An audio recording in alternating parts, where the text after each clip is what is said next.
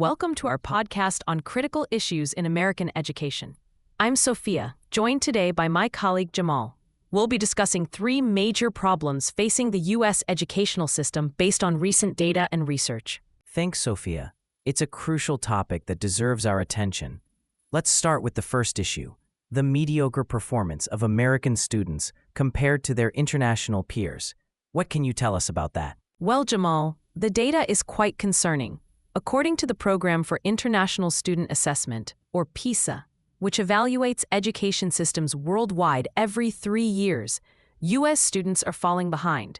In the 2009 PISA assessment, out of 34 participating countries, the U.S. ranked 14th in reading, 17th in science, and a dismal 25th in math. Those are indeed troubling statistics. How do we compare to the top performers?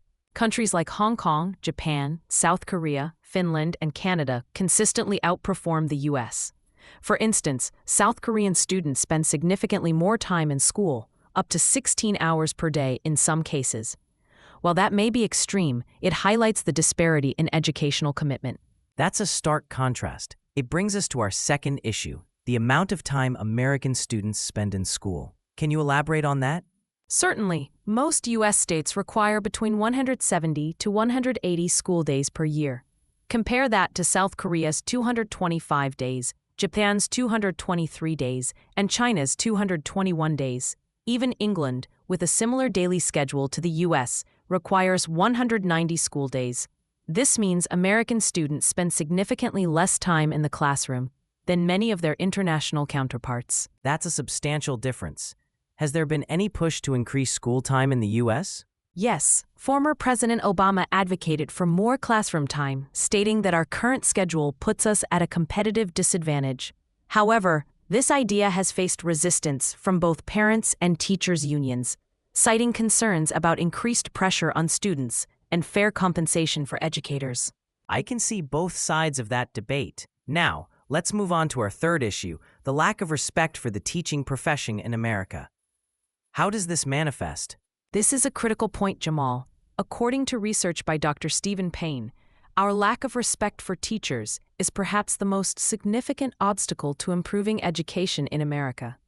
Countries with high-performing education systems, like Finland, Singapore, and Canada, have made teaching an attractive and respected profession. How exactly do these countries elevate the teaching profession? They offer teachers real career prospects and more responsibility as professionals. Teachers are encouraged to become leaders of educational reform.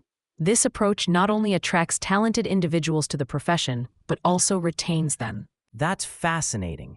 It seems like a cultural shift in how we view teachers could have a significant impact. Are there any other issues we should touch on? One additional point worth mentioning is the lack of access to arts education. According to First Lady Michelle Obama, an estimated 6 million children have no access to arts education, and another 6 million have only minimal exposure. This is particularly problematic in low-income areas. Why is arts education so important? While it may not be considered as crucial as math or science, arts education plays a vital role in student engagement and learning. A study in a low-income New York City school district found that a 4-year arts integration program led to an 8% improvement in language arts scores, a 9% improvement in math scores, and reduced absenteeism. Those are impressive results. It seems clear that addressing these issues, improving our international academic standing, increasing classroom time, elevating the teaching profession, and ensuring access to a well-rounded education, including the arts, could significantly enhance the American education system. Absolutely, Jamal, and it's worth noting that improvements in education could have far-reaching effects.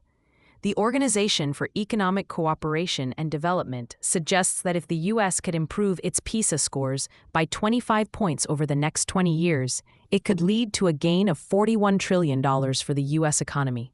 That's an astounding figure, Sophia. It really underscores the importance of addressing these educational issues, not just for students, but for the future of our entire nation. Thank you for this insightful discussion. Thank you, Jamal, and thanks to our listeners for tuning in to this critical conversation about the challenges facing American education.